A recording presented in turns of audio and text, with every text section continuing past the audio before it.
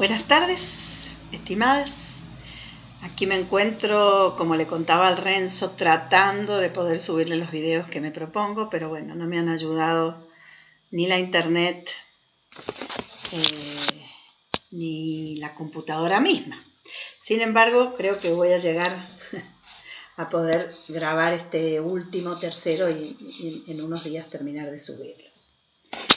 Les había prometido ir a un pequeño pulido o hacer algo más fino sobre lo que aparece en la ficha, pero en realidad la ficha es como un emergente del abordaje que nos proponemos hacer en los textos propiamente dicho. En un video anterior les hablaba del concepto de la micropoética, que ustedes lo habrán encontrado también en el texto de Ugati que les pudimos escanear.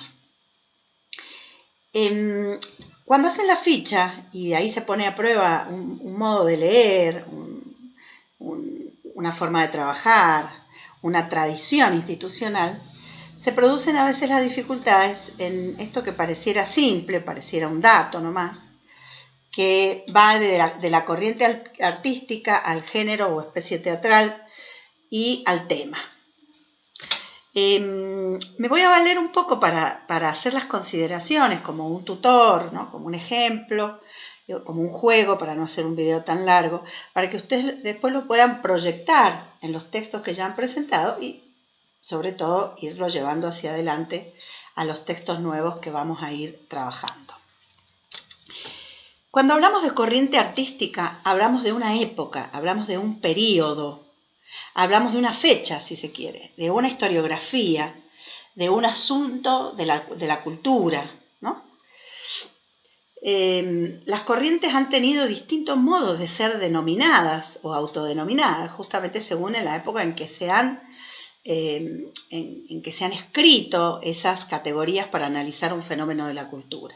¿Para qué sirve la corriente artística? Es un modo de englobar, de abarcar una serie de situaciones de la cultura que determinaron un modo de hacer, un modo de proceder, y un modo de hacer artístico en este caso, y un modo de hacer teatral. Las corrientes artísticas a veces se han denominado con títulos bastante específicos porque ha habido método o escuela, dígase el modernismo, el romanticismo, el barroco, ¿no? El surrealismo. Esos títulos que a su vez en algunos casos, la generación del 27, la generación del 30, la generación del 40, la generación del 80 en la Argentina, por recordar la generación romántica de la Argentina, lleva en sí mismo una marca de época que tiene que ver con la producción artística, literaria, teatral, cinematográfica, ya en nuestro tiempo de una época, que va a dividir, si miramos los videos Sensacine, que yo tanto miro, bueno, va a decir las películas del 80, ¿no? O a veces va a decir el neorrealismo italiano, o a veces hasta va a decir el cine de un autor, es decir, con esa idea de corriente, quiere decir que hay un movimiento, una fuerza, una generación, más de uno, más de dos, un grupo de personas que de alguna manera cambiaron la forma de hacer o que tienen unas características que les permiten entrar en ese título. Esto que hablábamos al principio de un paraguas grande, ¿no? Como fue el expresionismo. Entonces, cada vez que ustedes vayan a poner una corriente artística, tienen que pensar en todo eso. Muchas veces, esas corrientes artísticas o movimientos o generaciones o escuelas, a veces se habló de la generación del Di Tella, se dice mucho en la Argentina, por recordar todo lo que sucedió alrededor del Instituto Di Tella que revolucionó las artes, y muchas veces el hecho histórico alrededor del cual aconteció ese cambio artístico le da nombre a la época o a la corriente. Dígase teatro de entreguerras, cine de entreguerras, ¿verdad? Esto por un lado. Por el otro, muchas veces esa corriente está definida por un hecho del orden filosófico, y se dice el existencialismo, ¿no? Después se va a decir el posmodernismo, la modernidad líquida, bueno, que va a tocar entre lo filosófico y lo propiamente histórico, ya no la etiología, sino el modo en que se denominó a esa época de la historia, ¿no? Si puede ser la edad moderna, la edad contemporánea, que son universos grandes. Entonces, siempre que ustedes van a una corriente artística, se encuentran con todos esos problemas, o con todas esas consideraciones, o con todos esos elementos a tener en cuenta. Ha habido movimientos muy netos, muy claritos, como el romanticismo, que podemos tomarlo como ejemplo total, ¿no? El romanticismo, los hombres románticos pensaban de una manera, ese movimiento fue bastante transversal a América, Europa. Siempre eso es un título. Tengan en cuenta que se pone a posteriori que la producción artística ha ocurrido. Cuando la producción artística ocurre, genera un impacto, una pregunta, es una novedad, un modo diferente de hacer. Entonces los críticos, los académicos, los propios artistas dicen, ¿esto cómo se llama? ¿No? Y entonces dice romanticismo, modernismo, generación del 98, siempre aludiendo a características particulares de una época, ¿no? Entonces, siempre que ustedes se encuentren con corriente artística, que es una denominación amplia, en las fichas que yo hacía cuando empezaba, decía movimiento, a veces fueron movimientos, esos grupos de artistas que hicieron los cambios, y a veces no fueron movimientos, fueron en solitario, cada uno en solitario, o en distintos lugares, qué sé yo, el dadaísmo entre Rusia y Suiza, y además supone en sí una cartografía, es decir, supone algo que está por debajo, que tiene que ver con la cartografía, con el lugar y con ese hecho histórico y con los procedimientos artísticos.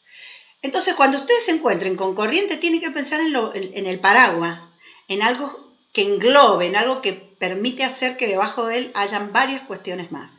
Y cuando duden, puede ser porque esa época no ha tenido un nombre especialmente, sino que ha sido nombrada, por ejemplo, arte de entreguerras, en las artes visuales, claramente. Entonces eso termina siendo un título, termina siendo una corriente, y cuando uno lo lee me da información que a mí me sirve para pensar desde dónde estoy leyendo o actuando o produciendo o pintando o haciendo cine o produciendo audiovisual. Entonces, nos hemos encontrado con este problema en la ficha de Brecht, en la ficha de García Lorca, que tanto iba por ahí, algunos le ponían surrealismo, otros vanguardismo, otros surrealismo a la española. No hay una, como les decía en un video u otro anteriores, no es una ciencia exacta. Digamos, son formas de denominar, y a la vez de comunicar, de intercambiar dentro de la cultura para poder analizar, comprender. No tienen otro objetivo, ¿no? Entonces, bueno, cuando yo me pongo a hacer la ficha, lo interesante de mi ficha es la coherencia en lo que yo voy poniendo. ¿Cómo hago jugar los elementos? ¿Por qué un elemento se relaciona con el otro y por qué no? Y ahí hay una falla, hay un ruido, hay algo que chirria en la ficha si yo no he podido profundizar e ir moviendo estos elementos del lugar en función de mi propia lectura. Cuando ustedes se van a lecturas cliché o le copian a otro, eso se nota rápido, porque después abajo ponen algo sobre los personajes o sobre el sentido y no coincide. Puede no coincidir, pero debe coincidir en la misma ficha.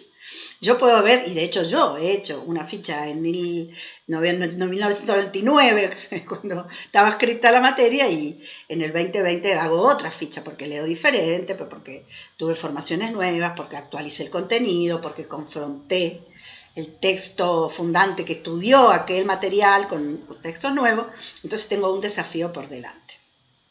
Entonces, préstenle atención a eso. Y tengan, como les vengo diciendo, les venimos proponiendo, hagan una producción propia, fíjense de dónde lo tomaron, qué miran. Por eso nosotras les hemos propuesto un modo teórico metodológico, que es hablar de clave. ¿En qué clave leo yo? ¿De dónde me paro? ¿Qué estoy mirando? ¿Qué estoy analizando para comprender y a la vez hacer un análisis y expresarlo por escrito en una ficha de ese material? La clave que voy a tomar en este pequeño videito que ahora corto y sigo porque me es más fácil, como les digo, para poderlo subir, voy a jugar un poco con la idea de expresionismo y surrealismo y cómo eso pasó en las fichas que ustedes nos entregaron.